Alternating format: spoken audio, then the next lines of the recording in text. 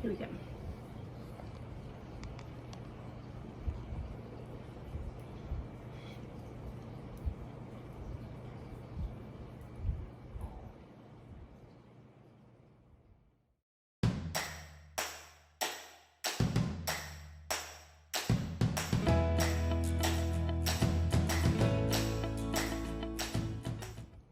Hey guys, good morning. It's Ebony and I'm here with an update on my Tradescantia collection.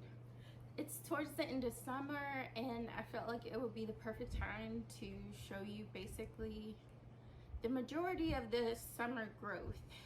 Please bear in mind that I'm very generous with my plants, and the Tradescantia is very easy to propagate and it grows really quickly for most of the types.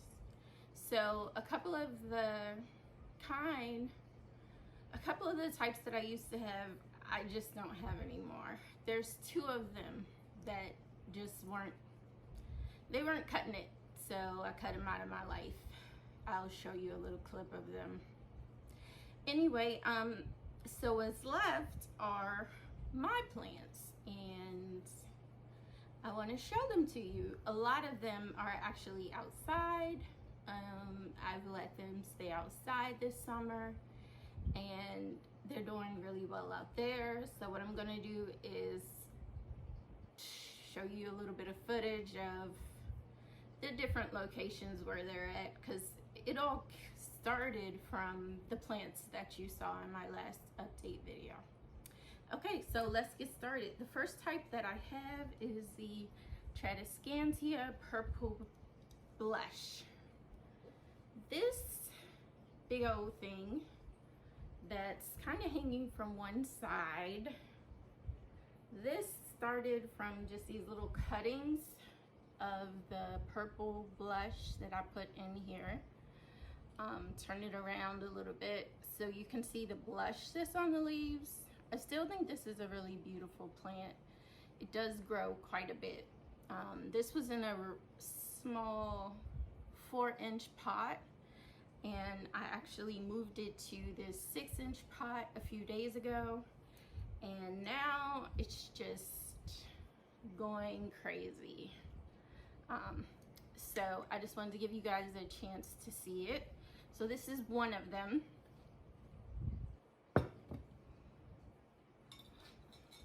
And this is another one of them that I have that also started from the bit that I had on my last update video.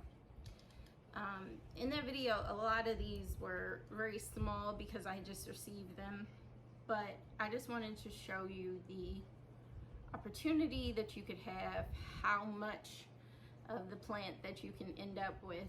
And this one comes with these cute little purple flowers.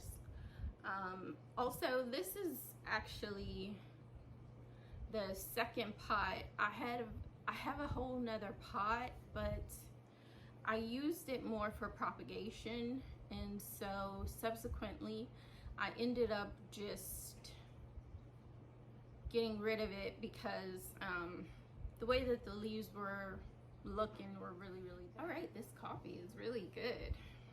And I got this mug on Etsy and it says crazy plant lady. Anyway, so what's next? I want to show you all of my Sillamontana, and I actually have a pot outside, so I'll insert a picture of that pot that's growing outside. But these two pots are growing indoors, and also I want to show you the variegated Sillamontana, and this one is definitely a slower grower. I've cut little bits and pieces of it a lot and stuck them back in there to make a fuller pot, but the variegated version is a very slow growing version. Okay, so this little 6-inch pot is just from a few cuttings I recently took. Still beautiful, nice, soft, gorgeous furry leaves. And actually, I have noticed on these leaves that some of them do have kind of a variegation. And this is the larger pot that I have of the Sillamontana. And it's doing really well. I have been using slow release fertilizer. I know that people say they don't really need it, but I've been using it anyway. This is the variegated Sillamontana. So you can definitely see a difference. It gets a ton of sunlight. It just gets a lot of sunlight, but it's such a beautiful plant. And the thing about this one is that because it has so much of the Sillamontana in it, it has these furry, juicy kind of lips. Not lips. It has these furry, juicy leaves. So when you touch it, you can kind of feel like a little bit of water on it almost. They're very succulent like.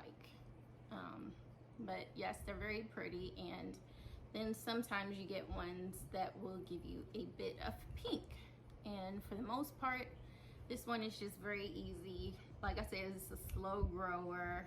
And I don't think I've repotted it this summer. I think I've just put it in this pot, which is 4 inches, and I've kind of just filled it in a little bit by taking a clipping and sticking it back in there periodically. Is the Tradescantia Red Hill. And this year I had some on my screened-in porch for a while. I had this one on my screened-in porch for a while, just seeing if I could get it to be a little more, to be a little less leggy, and it didn't make a difference. And now I realize that all along the stem there will be more flowers popping up all along the stem if given enough time.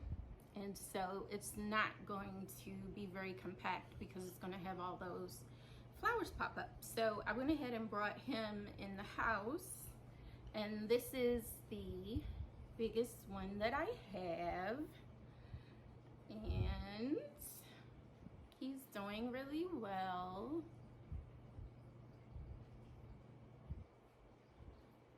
And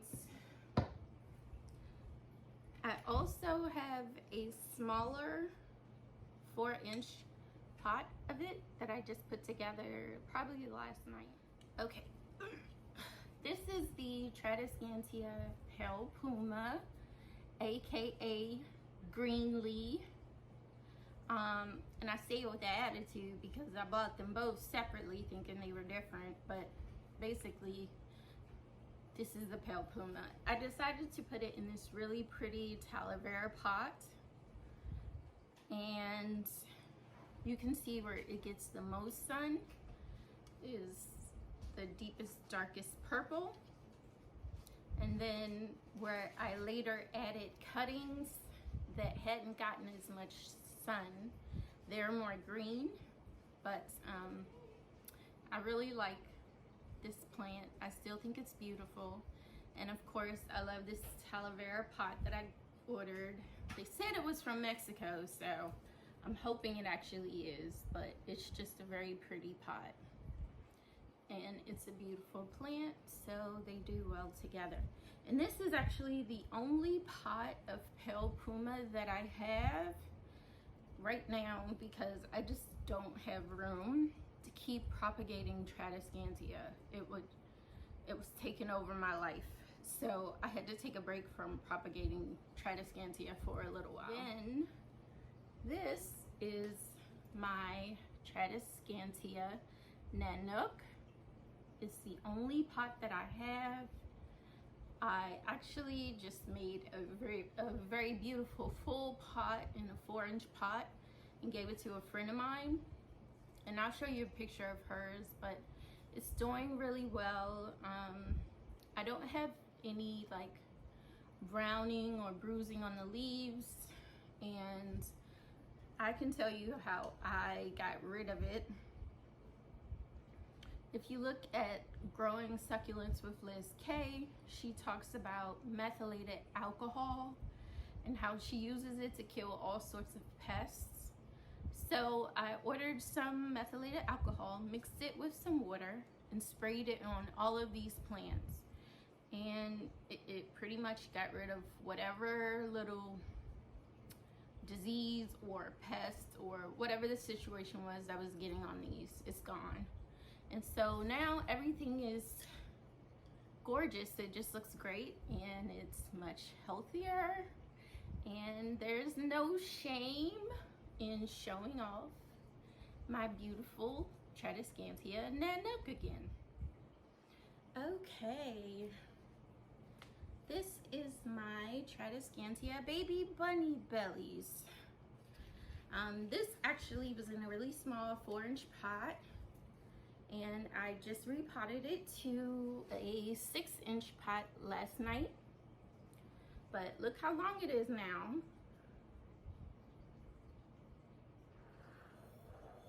Okay, so this one grows really quickly. It's very easy to take care of. I sprayed him down too. I don't have browning on him. And this is my second pot of that. And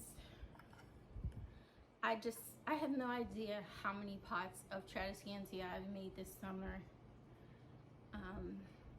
So I know I've made at least 2 more pots of the baby bunny bellies. Okay. So this is the Tradescantia Navicularis. We remember how small he was at the beginning of the summer. It's still in the same pot. I don't see any roots coming out of the bottom.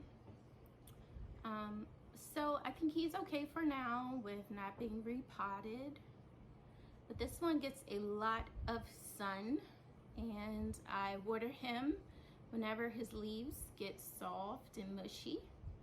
I just water it thoroughly, and every now and then I'll get a little dry leaf, but for the most part, he requires like no care at all. Just stick him somewhere where he gets a lot of bright. This is my Tradescantia Wandering Jew. And this is the purple version that I have. If you guys remember, I had found a cutting of a green version, and I'll input some footage of that plant right now. Okay, so you see how beautiful it turned out.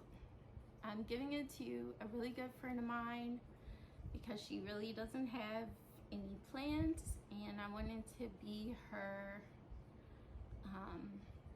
I wanted to be a gift for her new house that she bought. I'm proud of her, and I'm sending it her way. So what I did was I did take 2 or 3 little cuttings, but for now, I'm just gonna enjoy having this big, beautiful, purple Wandering Jew. It's a little bit leggy, but I had it outside, and there's nothing I can do to give it more sun than that. Come on. Okay, so we're down to 2, and this was the first type of Tradescantia that I ever had, which is, the Purple Heart line. These are some cuttings that I put in here in this pot that I got. I think I ordered this from eBay or Etsy, but it's a very beautiful pot, and it was so unique I had to get it. Anyway, these are mostly just cuttings stuck in here, but the majority of my Purple Heart vine is actually outside. So I will insert some pictures of the Purple Heart vine outside where I have it and how it's growing, so you can take a look at it. But I wanted to put it in a nice, beautiful, special pot because this was the first plant that got me started with Tradescantia, and so it deserves a nice little home, I guess you can call it. I have been keeping it outside though, and it does well. Like, the dark leaves do not get sunburned, so it's perfectly fine to be outside. This is the Tradescantia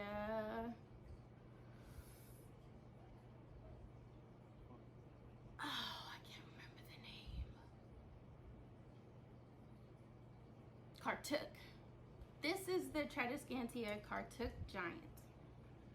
I had not trimmed this at all. There was one piece hanging over that was about to snap off, and I did cut that one piece and put it back in here. But this is a beautiful plant. It doesn't grow super slowly, as you can tell by how full this is. But as it's getting bigger and larger and spreading out more, I guess I can understand charging a little bit more for it. I do still think that I was overcharged a bit for the one piece that I received, just because it was stressful and what if something happened to just one little piece. But basically, I'm not going to complain because it's just a gorgeous plant. It's gone crazy in my house, in my yard, but it still is just a lovely plant, and I do love sharing it with my friends. So alright guys, well, thank you for looking at my video, and I hope that you put the thumbs up and subscribe to my channel. I'm not the only one. Wish I had a handbook to learn what I should